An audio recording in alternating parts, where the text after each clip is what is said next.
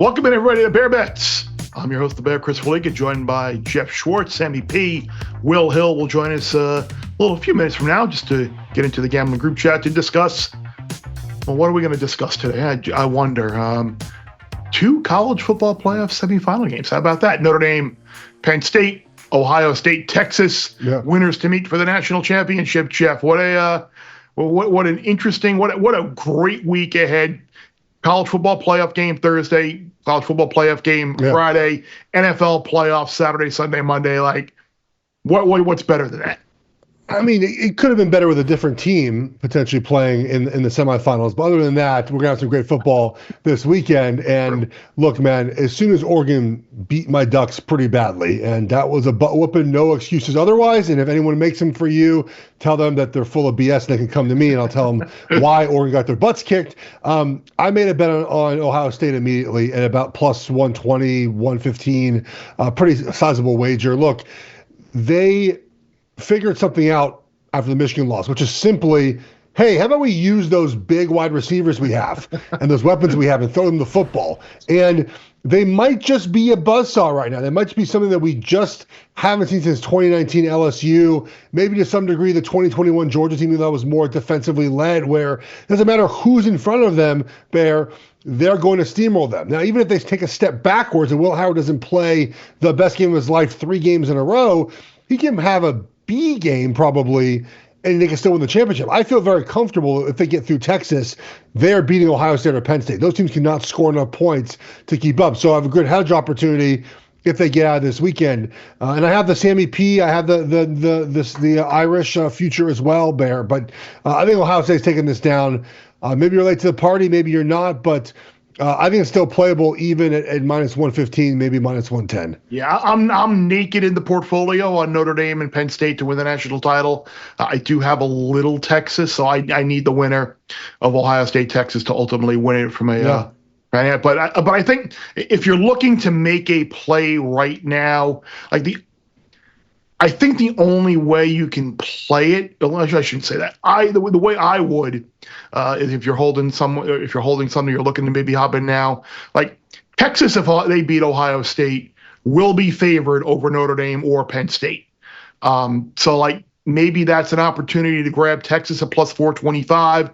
They'll be a favorite in the game. You can grab the underdog, maybe plus a couple of points, or on the money line, guarantee yourself some money there. Of course, if Texas does win the title again, if you're holding Ohio State. But I think we're kind of seeing it all in agreement right now that we think there's a reason Ohio State was power rated the highest throughout a good part of the year. But again, we'll see. The question I had with Ohio State going into the Rose Bowl, Geoff, was could they play angry? Could they carry that over from what they did against Tennessee? And they sure did. They look great, man.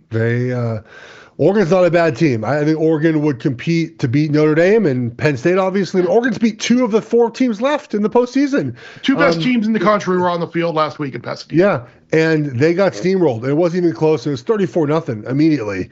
It became 34-15, and maybe you score and you make it 34-22, and it didn't feel like it was close anyways, even if that happened, Bear. So Ohio State feels like the best team in the country, and the frustrating part for their fans is they probably could have done this all season and been undefeated. And we'll be curious to see what the fan reaction will be if they go on to win the national championship, if Ryan Day and Chip Kelly are forgiven for that loss to Michigan by putting a national title ring on their team's fingers, a banner up there, and to become the first national champion in the college football playoff 12-team era. And just to discuss this game and more, Sammy P. Will Hill in the Gambling Group Chat. Back down Gambling Group Chat, myself and Geoff, joined by Sammy P. and Will Hill to preview the first of the college football playoff semifinals, Notre Dame, Penn State. The Irish been bet up to 2.5 over the Nittany Lions, total 45.5. And I just wonder with this game, is there maybe a little too much respect going on with the Irish right now? Sure, it was a great win over Georgia, and everybody was excited. But you look at some of the underlying numbers, 3.9 yards per play. The 2 touchdowns came on a kickoff return and a 15-yard drive after a fumble on a play that probably shouldn't even have happened. Georgia dropped a ton of passes. Georgia hurt themselves with that penalty where Notre Dame wasn't even going to snap the ball, and they drew them off the sides and were able to kind of run out the clock. Jamal Love, who knows about the injury status there. But again, I don't know if I can play Penn State right now plus the points just because Abdul Carter isn't playing. That's a massive loss for a really good Penn State defense, Sammy. So Bear coming hot at my Notre Dame future right out of the gate. I don't know that Notre Dame is the play. I don't either. Look, I don't want to lay 2.5. If I wasn't already invested on this, I don't know that I would really care. I will say though, guys, I'm not hedging. I'm not taking Penn State money line. I was going to ask you if you're going to take. I was going to ask if you were taking Penn State plus the points. The only thing I thought about was taking Ohio State at plus 115, and now that's gone. The Buckeyes have gone to minus 110 pretty much everywhere to win the title. So I'm just going to roll this. I believe, guys, the biggest move in the game was under 47. Pow, gone. 46 is now gone. Total at 45, and that's not really a surprise. Yeah, I like under more than anything. I think these two teams are very similar, both good defensively. Both you have questions about their passing game. I don't think either team really, is going to get much in terms of separation with the receivers. Love being banged up. Adds another, variable here with Notre Dame. Can they move the ball? I lean towards Penn State. Now, look, if you're a Notre Dame fan listening to this, I thought Indiana would keep it close and cover. I thought Georgia would win, so you probably don't care if I'm picking against Notre Dame. You probably root for me to pick against Notre Dame. Let you get the arrows thrown at you. Yeah, I mean, they're fine headed towards you. Nerd! Look, Sammy, you're not supposed to tease college. I'll probably, I don't know if I even have a sharp card, but I would lose it. If you got a Notre Dame at 10-1, like Sammy suggested, that's a great bet, a great number. Penn State plus 8.5 on a teaser there's a big middle there. I do think this will be a close, low-scoring game. I think 21 points, 23 points probably wins this game, like a 23-20 somebody. Even if I don't even know if it's that high scoring. I lean with Allard and Warren, their passing game more than like Leonard. If it's 3rd and 7, I just like Penn State a teeny bit more. I'm curious if you guys think there's like a coaching advantage one way or another, but very similar teams, very even teams. I'll go with Penn State in a very close, low-scoring game, and it is hard to think Bear. I think all of us around the same age. Growing up in the '90s, the fact that Penn State will be playing in its first ever national title game if they win this just doesn't sound right. Doesn't look right when you read it. But I will go with Penn State winning a close, low-scoring game here, Geoff. And like I say, this was like the game in the '80s. Like there was so many great November Penn State Notre Dame games that were played, and as far as the coaching, Geoff, like the Al Golden versus Andy Kotelnicki matchup. Notre Dame defensive coordinator and Penn State offensive coordinator. I think that is the game right there. It is probably. I think, guys, these are two very similar teams. And that's why I have nothing on this game. It does feel like this is a game that comes down to something. Thanks for listening, everybody. I got nothing on this game. I have nothing on the side. I have a prop coming up here. If you just let me talk, right. I'd finish it for you. I think these teams are very similar in that offensively they're a little challenged for explosive plays. They want to play defense. They want to control the tempo of the game. They have quarterbacks that we question in big moments, third and long. Now, Riley Leonard, I think, can run the ball a little bit more and make some more plays with his legs that Allar's not going to potentially do. Tyler Warren is probably the best playmaker of any of the playmakers on either team. And so they want to kind of play these same games. It comes down to me to something silly that we can't handicap. A kick return. A fumble, a missed field goal, like something that we just can't say is going to happen now. And that's why I'd stay away from this. I did take Jeremiah Love under 47.5 rushing yards. I do question how healthy he is. And if I get burned on it, I get burned on it. But he left that game the other day with I think it's a lower leg injury, or in college football, just a leg injury. They never actually tell us what it is. And you look at that Penn State rush defense. They had the bad Oregon game. Otherwise, they've been pretty much fine. And so it's going to come down to something weird, like just something that we can't really predict happening now will turn the game in the other direction. I think Penn State's more seasoned. They played better teams. I love the Marcus Freeman 11 on 11 off substitution. That kind of went up in my book as far as how good a coach he can be. And so I think it's a pretty even game. It's one of those I'm going to sit back and watch. I have the love under, and hopefully it's a good football game. Yeah, Geoff brought up a couple of really interesting things there. I think earlier in the year when we were talking about the season, I think you said at this time of the year, everybody is hurt, but are you injured? And how they are two different things. And especially with Notre Dame, 7 non-offensive touchdowns this year, which is second in the country, and got the big one against Georgia, which is why they are playing for a chance to get to the national title game. Back with some more gambling group chat with myself, Geoff, Sammy P, and Will Hill for the second college football playoff semifinal. Ohio State and Texas, the Cotton Bowl in Arlington, where the weather is going to be bad on the outside. Hopefully all the fans who are traveling to the game can get there in a safe and orderly fashion. Ohio State bet up to 6. I think this number was actually a little bit higher at one point total, 53.5. Ohio State a clear favorite now to win 2 more games to get their national championship after a late season swoon against Michigan.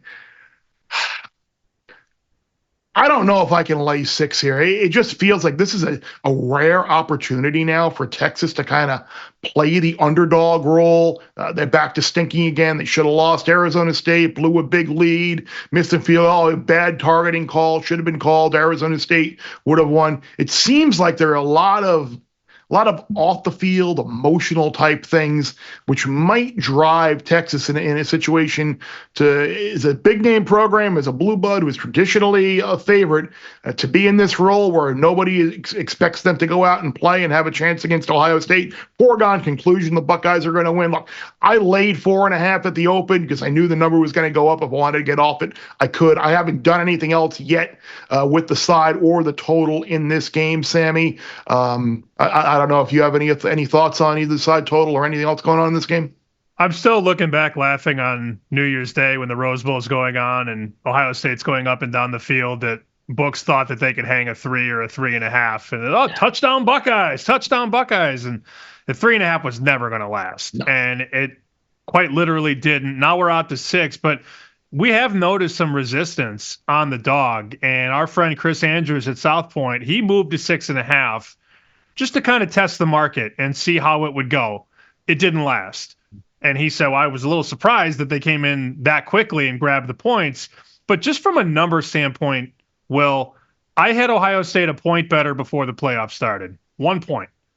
In 2 games, is that enough to move Ohio State 5 points better? I mean, it's a combination of 2. You raise Ohio State and maybe you drop Texas a little bit because they did struggle against Arizona State. Granted, for a very small window, they're up 16 with 6 minutes to go and couldn't finish.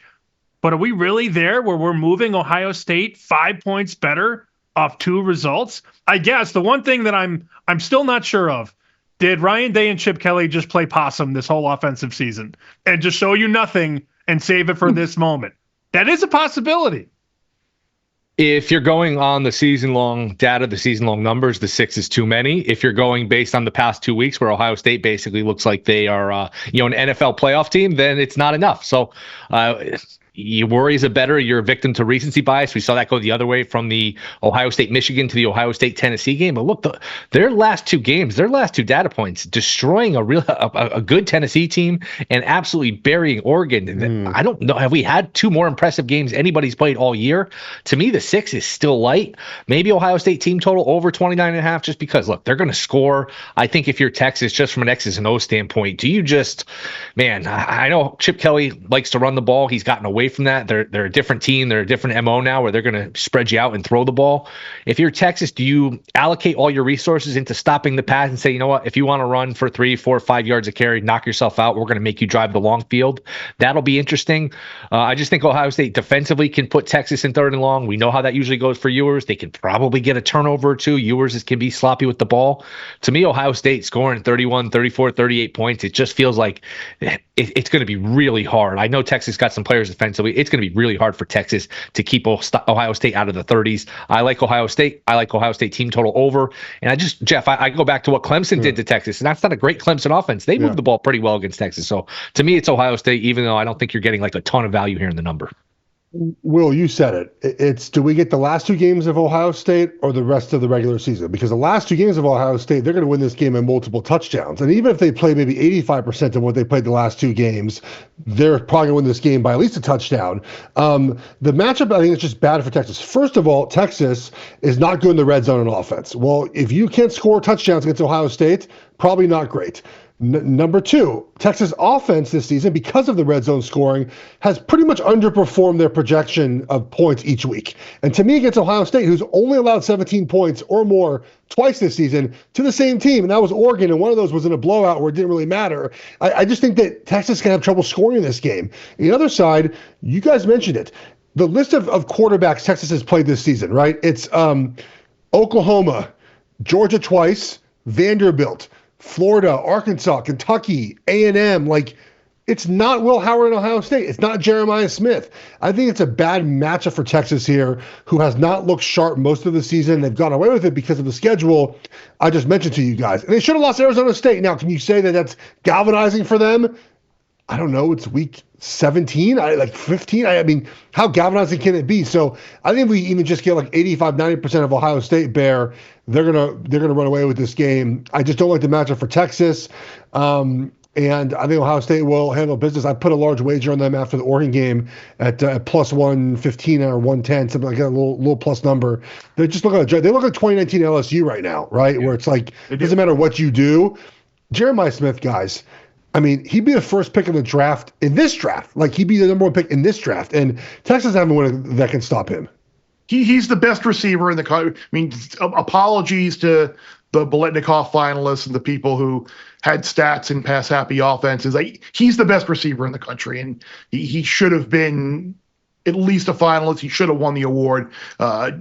Apologies to all those pass-happy offenses. The two areas where I think Texas might be, or at least I think Texas thinks that they may be able to have some success. D-line.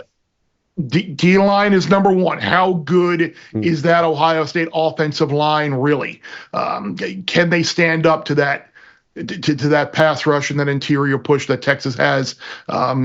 We'll see. And number two, I think they can have some success through the air. Ohio State, Igbenogson has been called for a ton of pass interference penalties. Yeah. Number one, he's been called for a ton of pass interference penalties. I think the way Matthew Golden has been playing, I think they feel like they have a chance to get some explosives on the outside against an Ohio State secondary, and maybe stretch them a little bit, especially indoor good conditions. So we'll see if Texas can maybe get a little bit of a positive result with some big plays. Obviously, that will help. But I think we are all kind of in agreement that Ohio State does win this game. And I think because of the Texas defensive line and those guys thinking that they can have some success, one of the props in this game I'm going to look at is Will Howard over 15 rushing yards. He has not run as much this year as he did at Kansas State last year. I mean, he had a bunch of big games on the ground last year in Manhattan against Texas. That wasn't one of them. But again, that's a different offensive line, different unit, different game, different everything. But I wonder if Texas can get some pressure on him. A lot of those passes, the Texas secondary is able to cover Buka and Jeremiah Smith. Maybe those turn into scrambles. Maybe he gets like one long run like he did against Tennessee to go over 15. The Jeremiah Smith props seem to be a little bit expensive this week, Sammy. Did you see his price to be like, I forget what they call it in college football, but the MVP of the whole thing? In basketball, it's the most outstanding player. I don't know the vernacular that they use, but he was 10-1 right after the last round, and that number is already down to 6-1 plus 550 for him to be the MVP, if you will, of the college football playoff. And honestly, I know you missed the move off the 10 because it was 10 the night of the first, morning of the second. Long gone. But if they do win the whole thing, he's the guy. And Barry, you've said, I believe, the last two games for Ohio State, just bet him to score. Did he not score in the first quarter of both games? So, you are relatively genius when it comes to betting Jeremiah Smith. I just wondered, do we just do it again? I mean, what's going to stop him from scoring a third time? You wouldn't think much. You would think he's going to get targeted. I will say this Texas secondary is a little bit better than what he had faced against Tennessee, and Oregon's defense was good. But I would think indoor he's bound to get one. But again, now we're talking, instead of getting plus 115 and plus 105, we're talking about laying 140. So. Yeah, we just laid 500 on Texas to beat Arizona State, though. So I'll lay 140. That was easy. That was no sweat at all. Plus Albanian soccer. And Derrick Henry. Geoff complained the whole game about Derrick Henry, and then Derrick Henry finally got in. I said one text. One text per quarter. One text about Derrick Henry not getting the end zone, and finally he got in. Thank you, Ravens, for that. He was complaining yesterday too about the soccer parlay I sent him. It was like minus 255 in all four of them. Sammy complained for me. Four double chances, and they all got home pretty easily. And hey, look, what happens is Geoff will text us in the second quarter and go, "Bet's dead." Half of the game is left. I know. Hey. Was I right in the Vikings? I was right in the Vikings, and immediately he's like, that didn't happen, and Sam Darnold can't see a single wide receiver out there. Nonetheless, one thing we're not talking about, guys, is the Texas offensive line against Ohio State's defensive line. Kind of concerned there. Pretty beat up right now, right? Mm-hmm. Williams didn't play. Banks is sort of up and down. Ohio State's defensive line has played better since the Oregon game. This is a big part of this game I feel like we're not talking about. We just assume that maybe Texas offensive line is going to play well. If they don't play well again, what happens to Quinn Ewers? I just think there's so many variables here for Texas to have to sort of hit in line. As far as Jeremiah Smith props, if they do the Michigan game plan, like just cover 2, and we're not going to let Smith get off. And eventually Oregon doubled Smith. It does open up the opportunity for other guys to get yards. I do wonder if playing the other wide receivers to get theirs is better than playing Smith in this game. Because again, Smith had his early on, and then Oregon said no more. Now, part of that is because the game was so out of hand, I was thinking they didn't have to do anything else. But if Texas has the same philosophy, just run cover 2 or cover 6, have a safety over top, that opens up the opportunity for Ibuka and Tate and anyone else to be the offense. I do wonder if that's a play, Will, to consider the other wide receivers and not just Smith. I think the best bet that's been given out so far, and I haven't seen it. I haven't even thought about that award. I don't know if we have that in Connecticut. And Sammy, you'll have to either tell us now or text us offline. 5-1, 6-1 on Smith to be the outstanding player of the tournament of the playoff. Man, that still seems high. When you said you think Ohio State's going to win, Will, right? And I think they're going to win. I mean, I think all of us kind of think they're going to win. And I mean, they're odds on. You're going to lay odds on with Ohio State. You're going to take Smith 5-6-1. I think it's a good bet. And the more we talk about this, maybe this is another over game with Ohio State. I think we all kind of like the over in Ohio State, Oregon. That was an easy rocking chair winner, even though the scoring kind of died late. This, to me, 53.5. I think Ohio State, like I said, is going to get in the 30s. Texas will probably have their moments. So to me, I don't know, a 34-24 type of win. To me, this, and I like more unders than overs usually. I'm not usually an over guy, but to me, this is another over. Ooh, I just went back, Bear. I can't look at the odds. I was in Illinois. The odds were up in Illinois. I just tried to look at them here in Boston. Nope, minus 404. So I can't even look at them now. That's right. Yeah, no, I've unfortunately experienced that as well here, Will and I, in the state of Connecticut. But again, it comes back to the way of betting Super Bowls, where if you think a certain team is going to win the game, and more often than not, the quarterback is going to be the most outstanding player or MVP of the Super Bowl, and you're going to get a better price on the quarterback to win the MVP than you are on that team on the money line. So that's it's a very interesting way. I think moving forward, these things are ways to bet the college football playoff. I mean, I've even seen in some places in the offshore world where you've got team to score the most points in the semifinal, team to score you take the 4 quarterbacks to the 4 teams, most points, least points, most passing yards. Like there are a lot of those, like, I don't want to say cross sport because they're not cross sport, but cross game just in that round to maybe you can play around. So a lot of these things are popping up and going to be things that you need to remember moving forward every year when you're worrying about your college football playoff handicapping. What about the other game, the Notre Dame Penn State game? Were there one prop two props that I did like there? Number one was Warren anytime touchdown at plus 105. The guy's a machine. You saw him against Boise. The guy clearly they target in the red zone. Basically a little bit better than even money to score. I like that. And then the other one I liked was Nick Singleton over 63.5 rushing yards. I know the Notre Dame defensive line did a good job against Georgia in kind of limiting their explosives on the ground. But I wonder here, another game within a week, the depth has been tested there with the injuries. Singleton has been a big hitter. He's been great in the 2 playoff games. There was a little bit of a stretch there in midseason where he was beat up a little bit, didn't see a ton of the ball, but he has been great in the 2 playoff games against Oregon as well. 63.5 seemed pretty low to me. Yeah, what I was thinking about was Riley Leonard over carries, over rushing yards, just because, I mean, can't you see it where, first of all, you're going to get a bunch of design runs, big game quarterbacks tend to run more because, hey, there's nothing to save it for, and you're facing elimination. But can't you just see he goes back to pass, nobody's open, and he just kind of tucks it and runs a handful of times. So I think he's in the high 40s for a rushing total, which I can't say the number is wrong, but I could see something where 12 carries for 60 something yards. So over rushing yards would be a one I would look at here, Sammy. Sorry, I was looking at Dave Mason's Heisman Trophy market for next year, not paying any attention to what you guys are talking about. Where's Dante Moore at? Geoff, he's the guy in Oregon now, right? He is the guy at Oregon. He will be. Unless, of course, they sign the 18 quarterbacks they're rumored to sign, which is so ridiculous. By the way, Riley Leonard over longest rush is not posted yet. That's what I like playing with quarterbacks that can run, because the thing about quarterbacks, we know the sack yardage just like decimates them.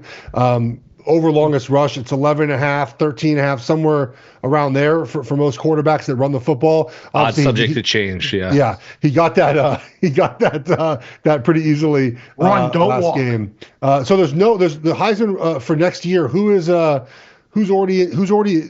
Arch Manning's probably the favorite, right? I have the whole list. Arch Manning, according to Dave Mason, 6-1, no surprise. John Mateer, 8-1, who's now the quarterback at Oklahoma. Yeah. Lagway 9-1, Nussmeier 10, Jeremiah Love 11, Jeremiah Smith 12. Those are your top 6. Jeremiah Smith. Yeah. Smith is a good one. Yeah, I like Smith. I want a number on Dante Moore. I'm not even playing to the crowd here, Geoff. I was looking at like 40 or 50-1. Hopefully, I would bet that, but I do not see Dante Moore. Is Jackson Arnold listed? He is 25. That's too low. Is Cam Rising listed? Cam Rising is TBD. He might be on the list. He might not be on the list. Always fun to talk this stuff. The season before. Did anybody see a number on no touchdown in Notre Dame Penn State? I would entertain that at the right price. What's the right price in your mind? Like 50-1. I would need like 50-1, 40-1. I feel like you usually get short paid on those. Although look, in the NFL, it's come through a couple of these late season Thursday night games in December. It was Bears. I think Bears Seahawks. Somebody had like 150-1, and then in Rams 49ers, which is two teams you'd never expect. Hey, they're not going to combine for a touchdown. I think Circa hung like 400-1, and I don't know if anyone bet it. I'm sure usually a big book like that, there's a couple people taking a stab, but I don't know. I'd be interested to see what that number is. And then for that Browns-Dolphins game, they were like, screw this, 28-1, no touchdown. Right? They caught up real quick on that one. It's one of the things, I guess a good little segue for futures is the one win total that I've got my Carolina Blue on today, ironically. I didn't even know we really plan on talking about this, but the one win total that is up right now is North Carolina. 7.5, of course, everybody's going to be fascinated to see what happens in Chapel Hill with Bill Belichick, Michael Lombardi, the GM now there in Chapel Hill. What are they going to do in the portal? Talking about all these rumors. They're going to bring in Arch Manning and then bring in Quinn Ewers. They're going to have to bring in somebody at quarterback, and they're going to need somebody at running back to replace Amari and Hampton as well. Their win total 7.5 right now. You look at their non-conference schedule, and it's probably 2-2. TCU at home, at UCF, at Charlotte. Sorry, Geoff, I'm going to give them a win at Charlotte. And then Richmond at home. And then you look at the ACC schedule, like there's no Miami, there is no Florida State, there is no SMU. Like they luck out, like they get like the Indiana level of the ACC next year. They go to Cal. They got obviously the rivalry game, NC State. They got Clemson, who I guess could be Indiana's Ohio State. Then you get Duke, Stanford, Virginia, at Wake and at Syracuse. Who knows how the Orange are going to, but like 7.5 is the win total. Obviously, with a schedule like that, I would think a lot of people are going to plan on like expecting 8-4, but I don't know. 8-4 could get you to the Mayo Bowl too, and maybe you get a Bill Belichick with a Mayo bath or a Cheez-It wedding proposal next year, Sammy. I want Belichick in the Pop-Tart Bowl. That's all I want. That would make my year if that happened. But whoever plays quarterback in that game better play the entire game, or else, right? Or else. Speaking of, I did throw on my Bugs Bunny, Wile E. Coyote, Tasmanian There Devil, we go. Miami throwback for you, Bear, today. Thank you so much. 2 points. Number one, does he have enough talent? I don't know that answer. Right now, how will they attack the portal? I have no idea. On the other side of that, how many games, Geoff or Will, is North Carolina going to be outcoached in next year? None.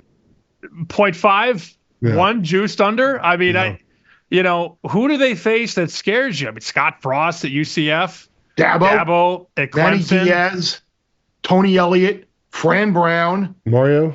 No Mario. Unless they play Mario in the SEC championship game. He would not be outcoached by Mario. I mean, I love Mario, but Jake Dickert now at Wake Forest. Jake Dickert. Yeah, I went to Wake. Dave Doran. Yeah. And Justin Wilcox. There you go. The thing about that is that he is a better coach than all those guys, but he doesn't have the players quite possibly yet. We don't know what his roster looks like. I looked right now. I think they've added 12 portal players so far in this cycle. And, of course, high school recruiting is still one more window to sign. So maybe he can pick up some talent there. We just don't know, I think, talent-wise. And the college game is different. I also want to see the hires. I've talked about this before. Yes. He hasn't hired OC yet, right, Bear? Not to my knowledge. I think Scott Turner was considered a possibility there. North's son. I haven't seen I said this before, and I'll say it again. It's a lot of pro coaches. And it worked. Look, his son this year was better at Washington than I expected, so it certainly can work. But I got to see some college faces, I feel like, in some college way. I don't know. And so to me, Will, it's a stay away for now. And I'm not even sure what would change my opinion to go over at any point this year. Yeah, I would love to bet them to win the ACC, and I think some offshores are starting to post that, but they're going to short pay it because they know people want to root for them, and they're going to be public and 10-1, something like that. But there is that SMU path of last year where we sat here all summer and said, hey, SMU at 18-1, 20-1, 16, whatever number with their schedule, could they be in a title game and you set yourself up in position for a hedge? And who knows how that it turned out last year? It turned out where you could have set yourself up for a middle where SMU was laying close to a field goal in the title game.